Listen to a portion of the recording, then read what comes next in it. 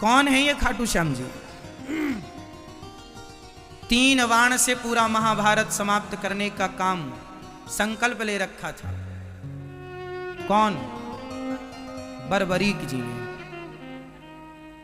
3 बाण से सारा युद्ध समाप्त। भगवान ने कहा अच्छा, यदि इस पीपल के पत्ते पर तुमने 1 बाण से छेद कर दिया तो मैं मान लूंगा कि तुम 3 बाण से पूरा महाभारत जीत लोगे या समाप्त कर दोगे। ठीक है। एक पांव पत्ते के नीचे, पांव के नीचे पत्ता दबा लिया भगवान ने और बाण चलाया। श्री बर्बरीक जी ने चलाया बाण। 1 बाण से सारे पत्तों में छेद हो गया। आश्चर्य मानेंगे आप लोग कि हरियाणा में आज भी कुरुक्षेत्र के पास वह गांव आज भी है और वह पीपल का पेड़ आज भी है, जिसके आज भी उस पीपल के हर पत्ते पर आज भी छेद हैं। मतलब जब नया पीपल का नया पत्ता निकलता है उसमें आज भी छेद है। आज भी आप जाकर देख सकते हैं। आज भी ये बात कितनी पुरानी है? 5000 साल पुरानी लगभग। भगवान ने तुरंत सिर काट दिया बर्बरीक जी का। सवाल कर लूं, अच्छा बताइए, भगवान ने बर्बरीक जी का सिर काट दिया तो क्या भगवान ने बर्बरीक जी के साथ सही किया कि गलत किया? आपके हिसाब से भगवान ने सही किया कि गलत किया? भाई, किसी का आपने सिर इसलिए काट लिया कि आप बहुत बड़े बलवान हैं, आप 3 बाण से पूरा युद्ध जीत लेंगे, तो आपका सिर काट दिया गया। तो भगवान ने सिर काट के सही किया भगवान श्री कृष्ण ने या गलत किया? जोर से। सही किया। क्या सही था इसमें?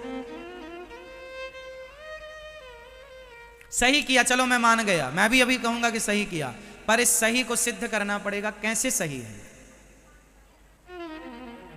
इस सही को सिद्ध करना पड़ेगा। कैसे सिद्ध करेंगे आप? चलो हम बता दें आपको। ऐसे सिद्ध होगा कि भगवान ने कहा था कि तुम किसके पक्ष से युद्ध करोगे? बर्बरीक जी ने कहा जो हारेगा मैं उसके पक्ष से युद्ध करूंगा। तो भगवान को पता था कि कौरव हारेंगे, और कौरव हारेंगे तो यह कौरवों के पक्ष से युद्ध करेगा। और कौरवों के पक्ष में यदि इतना बड़ा योद्धा खड़ा हो जाएगा तो कौरवों की शक्ति बढ़ जाएगी। और ये कौरव वही लोग हैं जो भरी सभा में एक नारी का अपमान करते हैं कपड़े उतार कर। तो ऐसे दुष्टों की सेना में ये जाकर उनका बल बढ़ाएं, इसलिए भगवान ने ना चाह करके भी सिर काट दिया। और सिर काटा।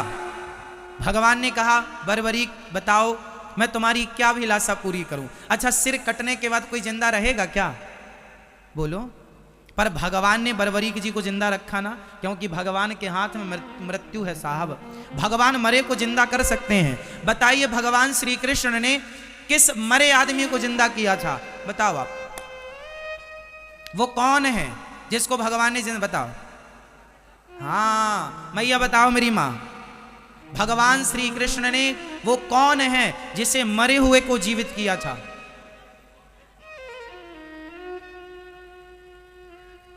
चलो भैया बताओ। नहीं, अभिमन्यु को नहीं जिंदा किया था, उनके पुत्र परीक्षित को। हाँ ये ठीक है आपकी बात, गर्भ में रक्षा की थी भगवान ने। पर एक और ज्वलंत बात, गुरु जी का पुत्र सांदीपनी उज्जैन में रहते थे।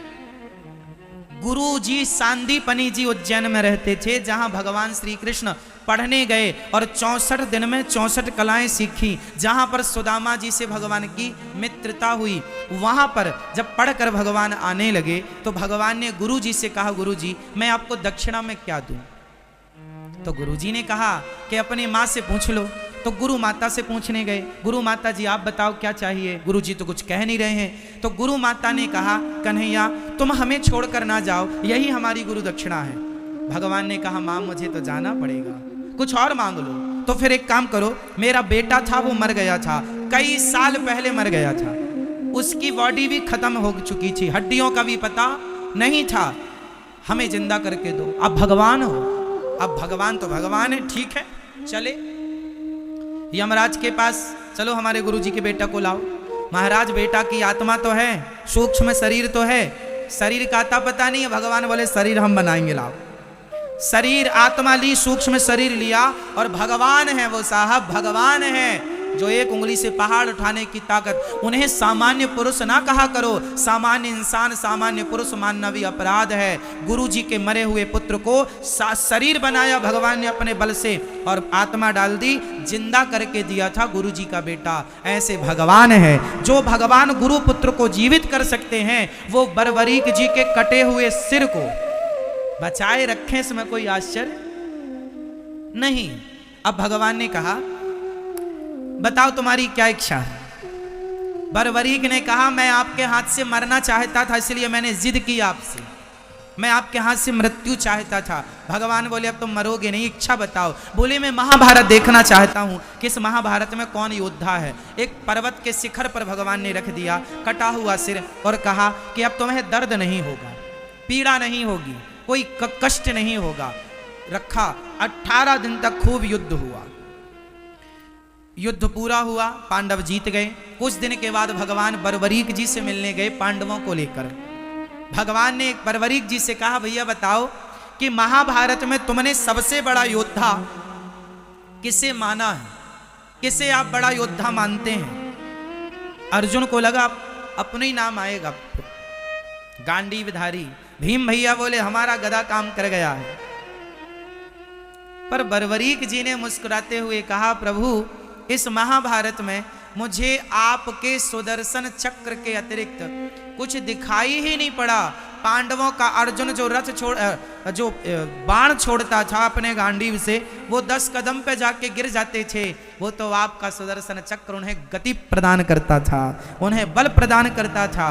अब अर्जुन को समझ में आया कि महाभारत के असली हीरो हम नहीं, ना करते हुए भी भगवान सब करते हैं। जैसे महाभारत में कुछ ना करते हुए मेरे कन्हैया ने सब कुछ किया, भगवान ना करते हुए सब कुछ करते हैं। तो बरबरीक जी से कहा, अब तुम्हारी इच्छा बताओ।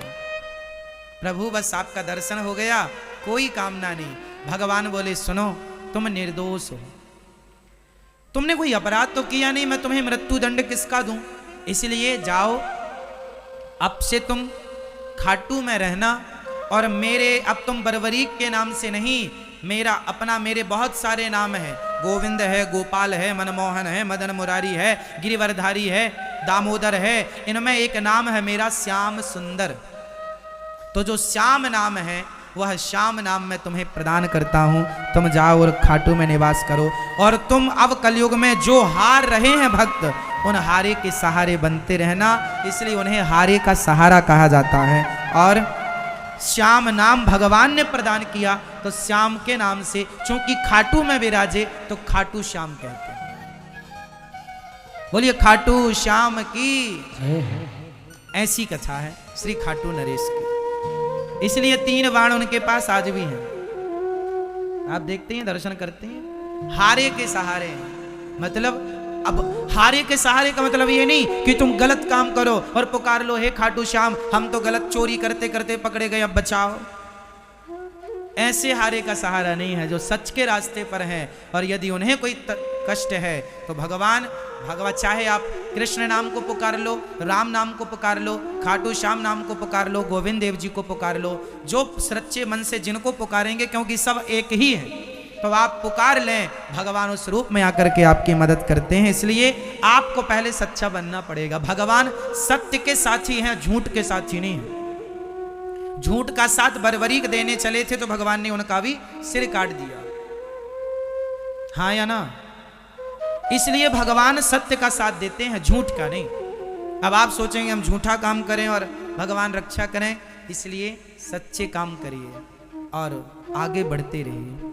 तो ये भगवान आनंद के सागर हैं। भगवान का चिंतन करो, भगवान परम आनंद को प्रदान करने वाले हैं। संसार में जो सुख है वह क्षणिक है, इसलिए संसार का काम करना चाहिए, पर काम करते हुए बस ये याद रखे रहो कि हे नाथ मैं आपको कभी, सब बोलो मेरे संग, बोलो हे नाथ मैं आपको कभी भूलूं नहीं, हे नाथ मैं आपको कभी भूलूं नहीं। सदा भगवान का स्मरण। ऐसे भगवान सत्य चित आनंद विश्व की उत्पत्ति पालन संहार करने वाले ऐसे भगवान श्री कृष्ण को, राधा सहित श्री कृष्ण भगवान को हम बारंबार नमस्कार करते हैं। श्री कृष्णाय वयम नुमः।